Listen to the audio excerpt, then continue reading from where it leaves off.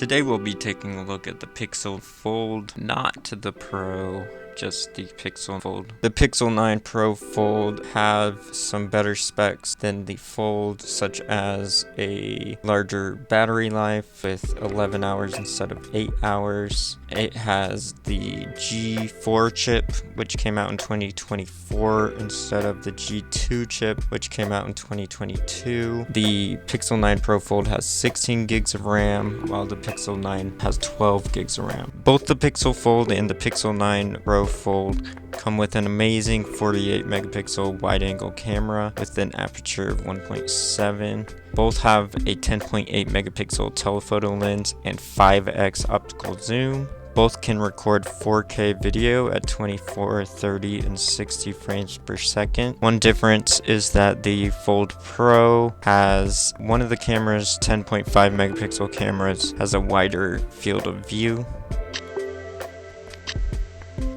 One last thing is that the Pixel 9 Fold Pro has an 8-inch screen while the Pixel Fold has a 7.6-inch screen.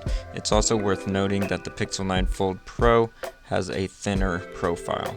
Both the inner and the outer display are AMOLED technologies made by Samsung, and the inner display is a dynamic AMOLED known for more vibrant colors and sharper details. So you're going to get those darker blacks due to the fact that it can just completely shut off LEDs as pixel values. But the Pixel 9 Pro Fold comes with a very steep price tag compared to the Pixel Fold. Now that we got some of the specs out of the way, let me give you my first impressions. When you first hold the phone, what stands out is how big it is, and part of that is its weight. It feels like a very heavy phone for a phone, but once you open it to a tablet, the weight suddenly feels equally distributed and a good weight for a tablet, and it doesn't wear out your arm like other larger tablets. Another thing you'll notice is that when you open it up, it feels like a very solid phone. It doesn't feel flimsy at all. It seems like a foldable phone would be kind of flimsy, but with the way they designed it with the double hinges so that the curve is perfectly folded in the center, it feels like a solid premium flagship phone. For size reference, here's a Pixel 5a, an old Nexus 5, which actually matches the size better than the newer Pixels. And here's a comparison between the Fire HD6 6-inch tablet, a 7-inch Kindle, and an 11-inch Oppo tablet. To get into your phone, you can either use Face Unlock or the side fingerprint sensor. The fingerprint sensor seems to be a lot quicker than any other that I've tried. It is reliable, but it is also smaller, so sometimes you need to move your finger around before it can actually pick it up. The only issue I really have with the form factor is this rockiness that you get when you push the right side of the screen in tablet mode. It's definitely not a deal breaker, but it's something to mention. Now that we've looked at the physical device, let's take a look at the software. If you've owned a Pixel before, everything will look very familiar to you. And right before I add my apps, here are all of the apps that come pre-installed on the phone.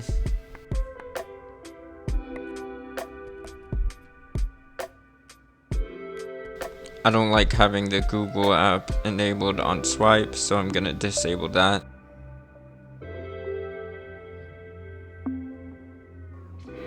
And I'm gonna browse some of the other settings.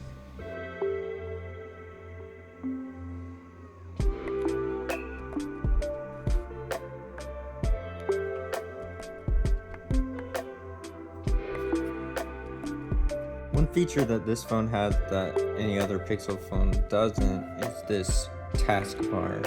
If you pull up slowly from the bottom of the screen, you can see all your recent apps there.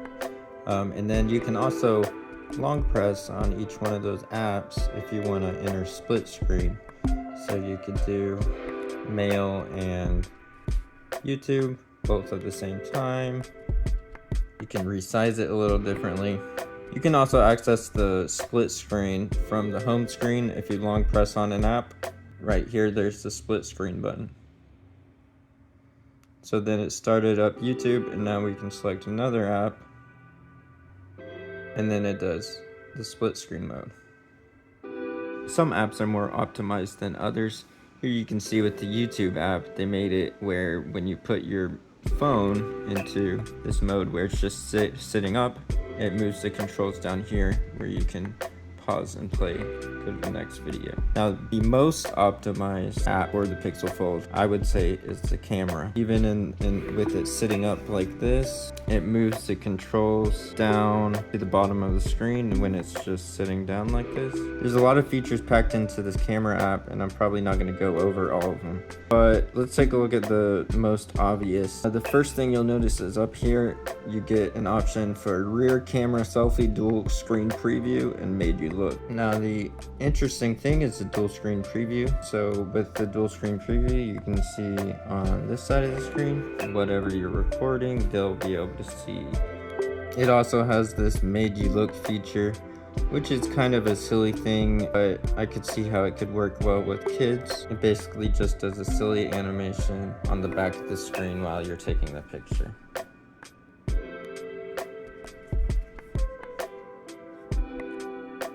The camera app makes use of all of the cameras. So you have a camera here, you have a camera here, you have a camera here. So you have all of these cameras to make the Pixel Fold work well with whatever configuration you're using it with. There's lots of other settings packed into this camera app. For example, we've got the long exposure, night sight, panorama, photosphere. Those are kind of standard by now, but then you also have extra settings for each mode, and then also additional camera settings over here. There's a pro section that shows just some of the advanced options, and then there's even more settings if you want to look through some of these. This is an interesting feature. Start a photo timer by showing your palm to the front or rear cameras. Button shortcuts, advanced, dirty lens warning, time lapse, animations for astrophotography. So there's a lot of settings in there. I'm not going to go over everything, just giving you an idea. The last thing I want to do is quickly go through the settings. So everything here looks like standard Android settings. Nothing really fancy here.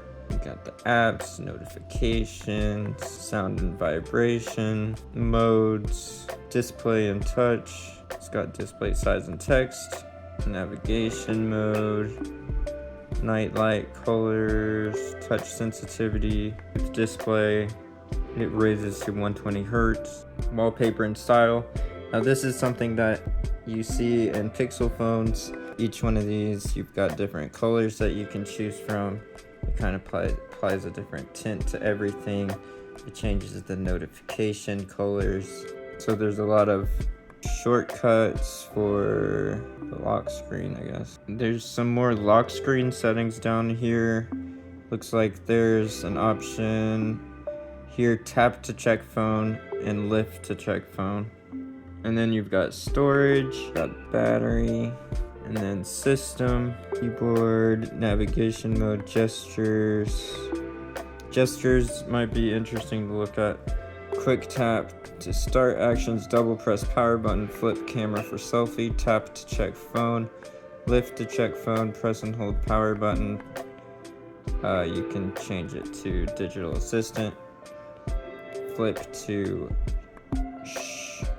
turn off notifications. That would be kind of cool.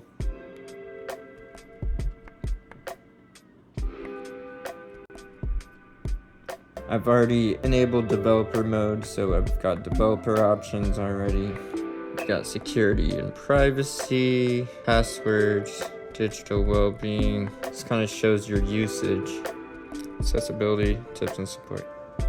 So there we've just quickly gone through the settings just to show you an idea of what you can find in there. Overall, I think it's a solid phone. It's sturdy, it's strong, it's durable. It's lightning fast, the screen is vibrant. It's got good audio, it's got good camera, it's got everything you would need. solid phone. I'll leave links in the description if you want to buy this phone. Every purchase will help this channel. Thanks for watching. Please subscribe if you like these types of videos.